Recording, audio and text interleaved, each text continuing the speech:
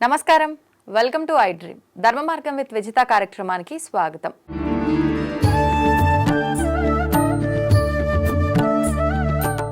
ముందుగా ప్రేక్షకులందరికీ భోగి, మకర సంక్రాంతి, కనుమ శుభాకాంక్షలు. మనకు సంక్రాంతి రాబోతోంది. సంక్రాంతి అనగానే మనందరికీ గుర్తొచ్చేది మొదటి రోజు భోగి రోజు భోగి పళ్ళు పోస్తారు పిల్లలకు అని చెప్పి. ఎందుకు ఈ భోగి పళ్ళ ఆచారం ఎప్పటి నుంచి వచ్చింది, అసలు ఎందుకు వచ్చింది, దీని విశిష్టత ఏంటి, దీని వెనకాల ఆంతర్యం ఏంటి తెలుసుకునే ప్రయత్నం చేద్దాం. దీనితో పాటు రెండవ రోజు మకర సంక్రాంతి, కనుమ, ఈ 2 రోజుల్లో కూడా ఎటువంటి విధి విధానాలు ఆచరించాలి, ముఖ్యంగా మనకు గంగిరెద్దులు అని చెప్పి సంక్రాంతి అనగానే ముగ్గులు, పిండి వంటలు రకరకాలుగా మాట్లాడుకుంటూ ఉంటాము. ముఖ్యంగా కోడి పందాల్లో చాలామంది ఇంట్రెస్ట్ చూపిస్తూ ఉంటారు. అసలు ఏంటి ఈ గంగిరెద్దులు, హరిదాసులు, కోడి పందాలు అనేది నేను విన్నంత వరకు పండక్కి దీనికి సంబంధం లేదు అని చెప్పి, కానీ మనకు జంతువులకి సంబంధం ఉంది అని తెలియజేయడం కోసం వాటిని మనలో కలుపుకొని ఆ పండగ వాతావరణం జరుపుకునే విధంగా ఉండడం కోసమే ఈ ఆచారాన్ని పాటిస్తున్నాము అని చెప్పి కొంతమంది చెప్తూ ఉంటారు. ఇదంతా నిజమేనా? అసలు ఎందుకు వీటిని కూడా ఈ పండుగలో ఒక భాగంగా నియమించబడింది? ఎలాంటి మంచి మంచి విషయాలు ఇప్పుడు గురుగారితో మాట్లాడి తెలుసుకునే ప్రయత్నం చేద్దాం. ప్రస్తుతం మనతో పాటు ఉన్నారు ప్రముఖ ఆధ్యాత్మికవేత్త, గాయత్రి పీఠాధిపతులు ఇటికరాళ్ళ సుబ్రహ్మణ్య శర్మ గారు. ఇప్పుడు వారితో మాట్లాడి తెలుసుకునే ప్రయత్నం చేద్దాం. నమస్కారం గురుగారు. ఓం నమో గణపతయే. గురుగారు, సంక్రాంతి అనగానే మనకు భోగి, మకర సంక్రాంతి, కనుమ, ఈ 3 రోజులు కూడా విధి విధానాలు ఆచరిస్తూ ఉంటారు ప్రత్యేకంగా. సంక్రాంతి అనగానే స్నానాలకు కానీ, లేదు అంటే పిండి వంటలకు కానీ, ప్రతి ఒక్కటి దేనికది ప్రత్యేకమైనగానే ఉంటాయి. ముఖ్యంగా భోగి అనగానే భోగి పళ్ళు పోసే సాంప్రదాయం ఉంటుంది. ఇది అందరూ జరుపుకునేదా? అసలు ఈ సాంప్రదాయం ఎక్కడి నుంచి వచ్చింది, ఏంటి? సంక్రాంతి రోజు ఎటువంటి విధి విధానాలు ఆచరించాలి? కనుమ అనగానే గోవులను పూజిస్తారని చెప్పి అంటూ ఉంటారు. నిజంగా ఈ గోవులని పూజిస్తారా? ఈ సాంప్రదాయం ఎటు నుంచి వచ్చింది? ఇలాంటి మంచి మంచి విషయాలు కూడా మా అందరి కోసం తెలియజేయండి. సంక్రాంతి పండుగ ఏ విధంగా జరుపుకోవాలి, సంక్రాంతి గురించి చెప్పండి అని అడుగుతూ ఉన్నారు. సంక్రాంతి అని అంటే అర్థం ఏమిటంటే సంక్రమణము అని అర్థం అండి. సూర్యుడు యొక్క సంక్రమణం. ఏమిటా సంక్రమణము అని అంటే కనుక సూర్య భగవానుడు ఒక రాశి నుండి మరొక రాశిలోకి ప్రవేశించడాన్నే సంక్రాంతి అనే పేరుతో మనం పిలుస్తాం. మనలో చాలా తక్కువ మందికి తెలిసినటువంటి విషయం ఏమిటి అని అంటే సంవత్సరంలో 12 సంక్రాంతులు ఉంటాయి. కానీ మనం పండుగగా ఆచరించుకునేది మాత్రం మకర సంక్రాంతినే. దానికి ఏమిటి కారణము అనంటే మకర సంక్రాంతి ఉత్తరాయణాన్ని ప్రారంభింపజేస్తుంది. అందుకనే మకర సంక్రమణం మనం పండుగగా చేసుకుంటాం. మనకు సంవత్సరంలో 2 అయనాలు ఉంటాయండి, దక్షిణాయనము మరియు ఉత్తరాయణము అని.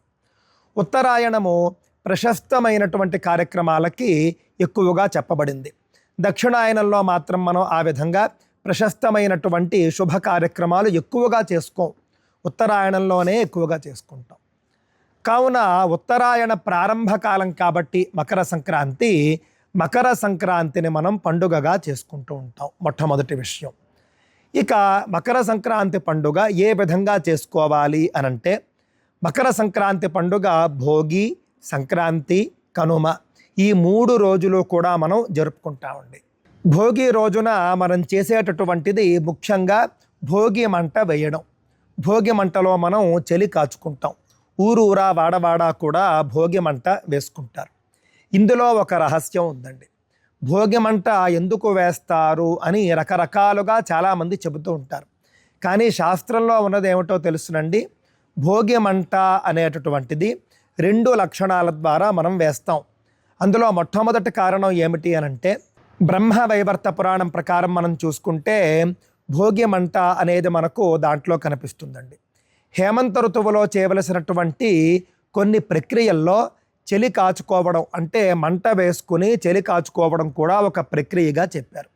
అది మనం హేమంత ఋతువు అంతా చేయకపోయినప్పటికీ కూడా భోగి నాడు మనం చేసుకుంటాం. అది ఒక కారణం. ఇక రెండవ కారణం మనం చూసుకుంటే కనుక మకర సంక్రమణం. ఇందాక చెప్పాను చూసారా, 12 సంక్రాంతుల్లోనూ కూడా మనం 12 దానాలు చేసుకోవాలి. అందున ముఖ్యంగా మకర సంక్రాంతిలో మనం చేసుకోవలసినటువంటి దానం అటండి కట్టెలు మరియు అగ్ని అన్నారు. కట్టెలు దానం చేయడము అనంటే ఏమిటి? ఎవరైతే కట్టెలతో వంట చేసుకుంటారో వాళ్లకు మనం కట్టెలు దానం చేయవలసి ఉంటుంది. మరి మంట దానం చేయడం ఏమిటండి, అగ్ని దానం చేయడం ఏమిటి అని అంటే కనుక మనం చేస్తున్నటువంటి భోగి మంట. భోగి మంట ఒకరు వేస్తారు లేదా ఇద్దరు ముగ్గురు కలిసి వేస్తారు, కానీ ఆ చుట్టుపక్కల వాళ్ళందరూ కూడా వచ్చి అక్కడే చలి కాచుకుంటారు.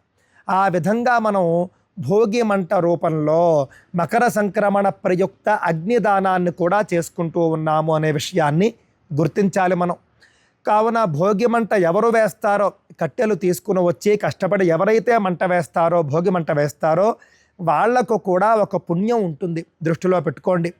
ఎవరో భోగి మంట వేస్తే మనం వెళ్ళి చలి కాచుకున్నాం అనుకోండి, పర్వాలేదు, చలి కాచుకున్న ఫలితం మనకు దక్కుతుంది.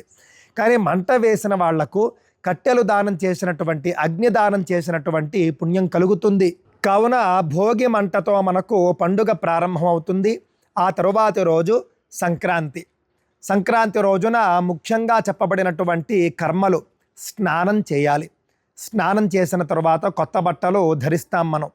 ఆ తరువాత ముఖ్యంగా దానాలు చెప్పారు, దానం చేయాలండి. సంక్రాంతి నాడు మనం కొత్త బట్టలు వేసేసుకుని మనం షికారికి వెళ్ళిపోవడం కాదు, అది చేస్తే చేయొచ్చుగాక, కానీ ముఖ్యంగా స్నానము దానము ఈ రెండూ చెప్పారండి.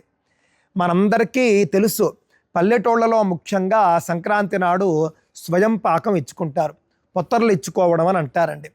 మన పట్టణాల్లో చేస్తామో లేదో కానీ పల్లెటూళ్ళలో మాత్రం గ్రామవాసులు ఖచ్చితంగా చేస్తారు. సంక్రాంతి అనంటే ఆ విధంగా స్వయం పాకం ఇచ్చుకోవడం అనేటటువంటిది పల్లెటూళ్ళలో ఆచరిస్తారు. వాళ్లకు తెలుసు సంక్రమణం రోజు నాడు, సంక్రమణ పుణ్యకాలంలో దానం చేయాలి అని. చాలామంది పితృదేవతల ప్రీతి కోసం కూడా చేస్తారు. ఎందుకు అనంటే సంక్రాంతి నాడు శ్రాద్ధం చేయాలి, శ్రాద్ధం చేసేవాళ్ళు శ్రాద్ధం చేస్తారు. కావున ఆ శక్తి లేని వాళ్ళు, ఆ అవకాశం లేని వాళ్ళు శ్రాద్ధ ప్రయుక్తంగా స్వయం పాకం ఇచ్చుకుంటారు, దాన ప్రయుక్తంగా కూడా స్వయం పాకం ఇచ్చుకుంటారు. ఈ స్వయం పాకం ఈ సంవత్సరం ఇచ్చుకోవలసినటువంటి సమయం ఏమిటి అనంటే కనుక మకర సంక్రమణం అండి మధ్యాహ్నం 2:39 వస్తూ ఉన్నదండి. సూర్యుడు మకర రాశిలోకి ప్రవేశిస్తున్నటువంటి సమయం మధ్యాహ్నం 2:39. కావున పుణ్యకాలం ఎప్పటి వరకు అనంటే కనుక సూర్యుడు మకర రాశిలోకి ప్రవేశించినప్పటి నుండి ఆ రోజు సూర్యాస్తమయం వరకు పుణ్యకాలము. కావున మనం రాజమండ్రిలో మనం సూర్యాస్తమయం చూసుకుంటే కనుక సాయంత్రం 5:45 కనిపిస్తూ ఉన్నది.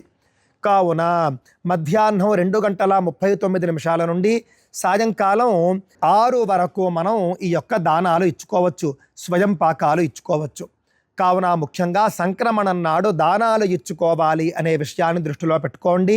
ఇందాక చెప్పుకున్నట్లుగా కట్టెలు దానం చేసుకోవడము, అగ్ని దానం చేసుకోవడంతో మొదలుపెట్టి సంక్రాంతి నాడు ఏ వస్తువు మనం దానం చేయడానికి అవకాశం ఉంటే ఆ వస్తువును దానం చేసుకోవాలి. మకర సంక్రమణ పుణ్యకాలంలో చేసేటటువంటి దానం మనకు అక్షయ పుణ్యఫలాన్ని ఇస్తుంది. మకర సంక్రాంతి నాడు అవకాశం ఉన్నవాళ్ళు నదీ స్నానం చేయవచ్చు. నదీ స్నానం కానీ సముద్ర స్నానం కానీ చేసుకుని ఆ తరువాత ఇందాక చెప్పుకున్నటువంటి సమయంలో దానాలు ఇచ్చుకోవచ్చు. కొత్త బట్టలు కట్టుకోవడము ఇవన్నీ కూడా ఇందులో భాగాలేనండి. భోగి నాడు మనం భోగి పళ్ళు కూడా పోసుకుంటాం. ముఖ్యంగా భోగి పళ్ళు చిన్నపిల్లలకు పోస్తూ ఉంటారు.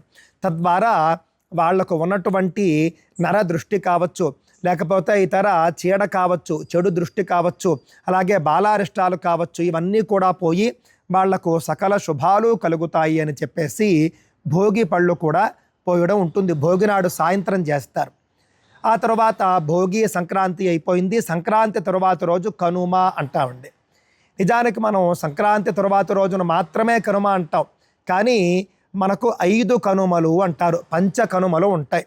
అందులో మొట్టమొదటిది సంక్రాంతి తరువాత రోజు.